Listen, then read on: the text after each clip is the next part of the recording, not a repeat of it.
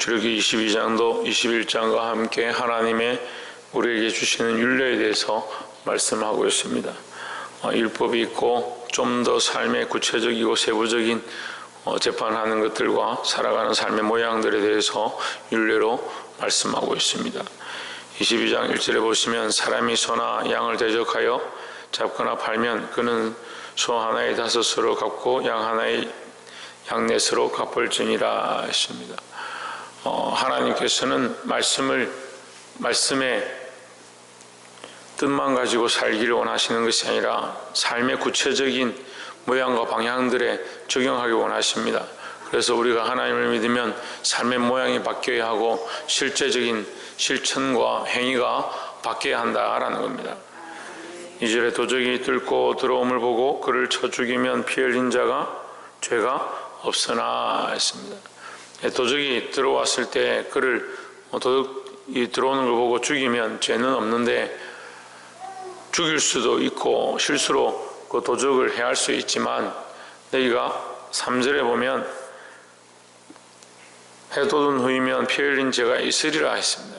그러니까 도적이 들어오는 걸 보고 죽이면 정당방위지만 낮일 때 들어오는 것을 보고 네가 죽였으면 그것은 정당방위 아니다. 그래서 우리나라 법도 그렇죠. 낮에 그렇게 오는 것들을 보고 알고도 죽이면 이 과잉방어가 되는 거죠. 과잉대응이 전에도 이제 낮에 들어왔는데 때려서 상해를 입히거나 어느 정도 우리 방어를 할 수 있겠지만 이게 빨랫대로 쳐서 죽인 것에 대해서 오히려 반대로 이제 형벌을 받게 되는 그런 모습이 있습니다. 그래서 이 말씀을 보면 죄를 갚되 죄에 대한 값으로 갚아야 되지, 그러니까 도둑질을 한 것에 대해서 4배나 5배로 갚는 것에 대해서 말씀을 하시고 도둑질을 한 자의 생명을 뺏는 것에 대해서는 좀 엄하게 경고를 하시는 겁니다. 그러니까 생명을 생명으로 갖고 눈을 눈으로 갖고 이를 이로 갚으라는 말씀을 하시는 것은 그 잘못한 것에 대한 대가를 지불할 필요가 있는 것이지 생명은 소중하다 이렇게 말씀하는 겁니다.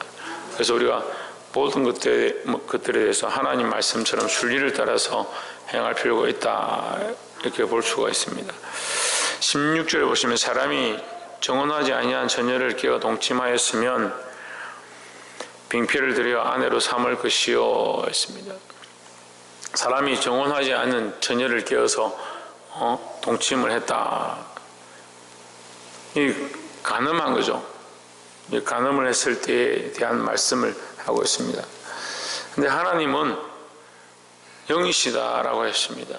그래서 많은 사람들이 믿음으로 하나님을 믿을 때에 하나님 보이지 아니하시고 영이기 때문에 영적인 부분만 우리가 잘하고 영적인 부분이 거룩하니까 영적으로 깨어있으면 된다 이렇게 생각하는 겁니다. 근데 우리가 영적으로 거룩하면 우리의 몸도 거룩해야 하고 몸이 거룩하면 영도 거룩한 것이 합당하다라는 겁니다. 그래서 우리의 삶에 육체도 거룩하게 하는 것이 당연하고 한 사람의 아내가 되고 한 사람의 남편이 되는 것이 타당하다. 그래서 이러한 경우에 간음을 행하는 것 옳지 않다는 거죠. 할 수만 있으면 그러한 실수를 했거나 또는 그런 일들을 꾀했다면 너희가 결혼하는 것이 맞다. 하지만 17절에 만일 그 아비가 그로 그에게 주기를 거절하면 그는 처녀에게 빙패하는 일례로 돈을 낼지니라 했습니다. 그러니까 본인이 원해야 된다는 거죠. 이제 본인이 원하지 않으면, 본인이나 부모가 원하지 않으면 그게 안 이루어진다는 거죠. 그래서 일단 이 육체를 범한 것, 육체가 더러워지면 안 된다. 그래서 육체가 더러워졌으니까 이게 남편이 되어버리면 더러워진 게 아니죠. 이게 한 몸이 되어지니까 원래 순리대로 가는 겁니다. 그래서 할 수만 있으면 거룩하게 육체도 거룩하게 한 남편의 아내, 한 아내의 남편이 되어지는 게 옳다. 그렇지 않다면 너희가 빙패를 물어내라. 이제 그렇게 하는 거죠. 18절에 너는 무당을 살려두지 말지니라 했습니다. 이 간음에 대해서 얘기하고 바로 무당에 대해서 얘기합니다. 무당과 간음에 관계가 있는 거죠. 무슨 관계가 있느냐? 무당이 음란하다. 왜 음란하냐? 하나님이 왜 다른 것을 섬긴다. 우리가 하나님께 묻고 하나님 앞에 엎드려서 우리 나아갈 바를 보아야 하는데, 무당은 뭘 하냐?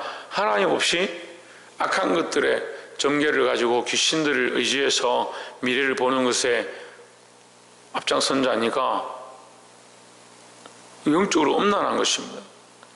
영적으로 음란한 것이 결국 육적으로 음란한 것과 연결되어진다는 거죠.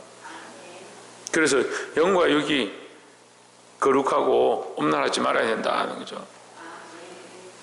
19절에 짐승과 행음하는 자는 반드시 죽일지니라 했습니다. 이제 세 가지로 연결됩니다. 그죠? 이 간음한 것, 무당, 그 다음에 짐승과 행음한 것, 세 가지가 다 이게 행음에 대해서, 음란함에 대해서, 간음에 대해서 계속 얘기하는 겁니다. 그럼 육체가 들어온 것과 영이 들어온 것, 그 행위가 들어온 것 다 연결된다는 거죠. 그래서 하나님은 우리에게 거룩하게 원하시는데 우리 영이 거룩하고 우리 몸이 거룩하고 우리 혼이 거룩하게 원하신다라는 겁니다. 더 나아가서 20절에 여호와 외에 다른 신에게 희생을 드리는 자는 멸할지니라 했습니다. 그러니까 이 네 가지죠. 네 가지의 행음에 대한 부분을 나오는데 결론이 뭐냐? 여호와 앞에서 다른 신을 섬기지 마라. 여호와 앞에 다른 신을 섬기는 것이 행음하는 것이다. 영적으로 음란한 것이다. 영적으로 너희가 음란하지 않으려면 무당처럼 귀신을 섬기지 말고 무당을 제하고 너희 육체도 거룩하고 음란한 짓들을 하지 말고 한 아내의 남편이 되고 한 남편의 아내가 되는 자가 그런 삶을 살아라 하는 겁니다. 그래서 우리가 영이 거룩하면 육도 거룩한 삶, 영이 거룩하면 육의 삶도 거룩한 삶을 살아야 된다라는 겁니다. 25절에 내가 만일 너희와 함께한 나의 백성 중 가난한 자에게 돈을 꾸이거든 너는 그에게 체주같이 하지 말며 별일을 받지 말지며 26절에 내가 만일 이웃의 옷을 정당 잡거든 해가 지기 전에 그에게 돌려보내라 했습니다. 이거는 이제 자비함에 대해서 얘기하는 겁니다. 자비함에 대해서. 그래서 너희가 정당 잡았다든지 그것을 잡고 돈을 빌려줬다든지 하면 별일을 받지 말고 돌려줘라. 27절에 그 몸을 가릴 것이 이뿐이라 이는 그 살에 오신즉 그가 무엇을 입고 자겠느냐 그가 내게 부르짖으면 내가 들으리니 나는 자비한 자임이니라 했습니다. 자, 이게 앞에는 하나님은 거룩하니까 하나님만 섬겨라. 이 두 번째 여기서 보면 뭘 합니까? 나는 자비한 자, 하나님은 자비한 자다. 하나님 자비하시니까 너희도 어떻게 해라? 너희도 자비하라는 거죠. 하나님 거룩하니까 너희도 거룩해라. 하나님 자비하시니까 너희도 자비해라 하는 거죠. 그 이웃에 대하여 나그네에 대하여 자비한 마음을 가져라. 불쌍히 여기고 그들을 돌아보는 그런 모습을 가져라 하는 겁니다. 자비한 사람들이 많이 있습니다. 세상에 자비하고 이웃들을 돌아보고 그들을 불쌍히 여기고 하는 사람들이 많이 있습니다. 근데 자기 기준으로 자비한 사람들은 자비를 베풀다가 맙니다. 자기 상황이 어려워지고 힘들면 뭘 내가 이만큼 할 필요 있냐 생각합니다. 근데 하나님의 자비하심을 배운 자는 하나님 앞에서 자비함을 가지고 있습니다. 그럼 인간이 할 수 없는, 사람이 할 수 없는, 세상의 논리로 할 수 없는 자비함을 베풀 수 있다는 겁니다. 왜냐하면 우리가 하나님 앞에 그 자비함을 입었기 때문입니다. 우리가 하나님 앞에 자비하심을 받을 자격이 있느냐? 없습니다. 근데 자꾸 그렇게 생각하는 거예요. 내가 이만큼 받을 자격이 있고 내가 이만큼 하면 은혜를 입을 만하고 그렇게 착각하는 거죠. 우리가 받을 자격이 없는데 하나님의 자비하심으로 구원을 얻었습니다. 그럼 우리 또한 하나님의 그 자비하심을 따라 이웃을 사랑하고 영혼을 섬겨야 한다는 겁니다. 마지막 세 번째로 28절에 너는 재판장을 욕하지 말며 백성의 유사를 저주하지 말지니라 했습니다. 욕하거나 저주하는 것은 이게 대놓고 하는 게 아니에요. 그렇잖아요. 뭐 앞에 가가지고 재판장 앞에 가가 관리나 유사 앞에 가가지고 욕을 하고 비방하고 저주할 수는 없죠. 보이지 않는 곳에서 하는 겁니다. 보이지 않는 것에 대해서 왜 책망하시냐? 너희가 거룩한 백성이다. 하나님 거룩하시고 너희가 거룩한 백성인데 보이는 것에서만 거룩한 척 하지 말고 너희 영혼육이 다 거룩해야 된다는 거죠. 29절에 너는 너희 출산하는 것과 너희 짜낸 접을 드리기에 더디게 말지며 너희 처음 난 아들들을 내게 줄지며 했습니다. 자, 29절 말씀도 똑같죠? 이게 보이는 게 아닙니다. 이 추수한 걸 내가 뭐 오늘 했는지 내일 했는지 누가 압니까? 어제 했는지 누가 압니까? 그건 자기가 아는 거예요. 지금 내가 추수한 걸 빨리 탈곡해가지고 하나님 앞에 예물로 드리는 거 그건 누가 할 거냐? 내가 할 건데 내가 천천히 뭐 추수해가지고 천천히 탈곡해가지고 그 이익을 하나님 앞에 드리는 거 천천히 한다고 누가 아느냐? 자기밖에 모르는 겁니다. 그러니까 자기 스스로가 거룩해야 하고 자기가 하나님 앞에 양심이 깨끗해야 된다는 거죠. 30절에 너희 소와 양도 그 일례로 하되 7일 동안 어미와 함께 있게 하다가 8일 만에 내게 줄지니라. 31절에 너희는 내게 거룩한 사람이 될지니 들에서 짐승에게 찢긴 것과 고기를 먹지 말고 개에게 던질지니라 했습니다. 자, 굉장히 구체적으로 나오죠.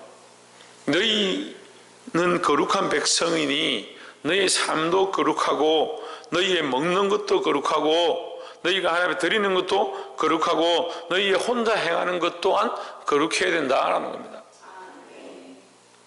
그럼 그걸 누가 하시냐? 하나님이 하신다는 거죠. 하나님 하시니까 하나님 앞에서 거룩한 삶을 살아라. 말씀 맺겠습니다.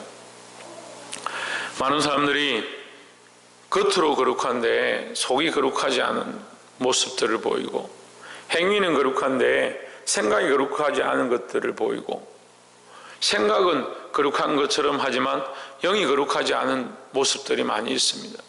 우리의 기준은 하나님께 있어야 하고 하나님의 말씀에 있어야 하고 하나님이 질투하고 하나님만 섬기라고 말씀하시니까 우리는 세상을 사랑하고 육체를 사랑하고 엄란한 것들을 사랑하는 것들을 벗어버려야 하고 또 하나님께서 자비하시니까 내게 자비를 베푸셨으니까 하나님께 대한 기준을 들고 하나님의 그 자비하심을 기억하고 영혼들에게 자비하고 영혼들을 사랑하는 모습들을 가져야 한다.